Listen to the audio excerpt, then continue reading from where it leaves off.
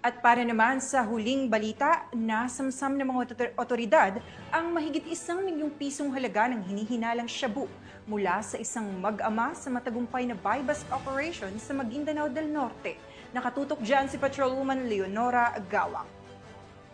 Estado ang mag-ama sa ikinasang drug buy-bust operation ng Datuudin Sinsuat Municipal Police Station nitong Miyerkules 30 ng Hulyo taong kasalukuyan sa Sitio Gobat, Barangay Makir, Datuudin Sinsuat, Maguindanao del Norte.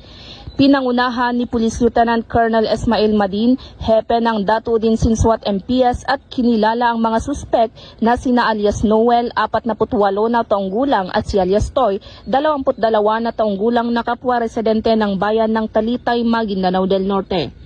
Nasamsam mula sa magamang suspek ang 3 malalaking pakete ng hinihinalang shabu na tumitimbang ng 150 gramo at may tinatayang halaga na 1,020,000 pesos at buy-bust money na ginamit sa iligal na aktibidad. Kasalukuyang nasa kustodiya ng Datuudin Sinsuat MPS ang mag-amang suspek at mahaharap sa kasong paglabag sa Republic Act 9165 o ang Comprehensive Dangerous Drugs Act of 2002. Patuloy ang pambansang pulisya ng Pilipinas sa pinaigting na kampanya kontra iligal na droga sa ilalim ng Buhay Ingatan Drogay Ayawan program, katuwang ang iba't ibang ahensya at mamamayan upang panatilihin ang kaayusan sa komunidad.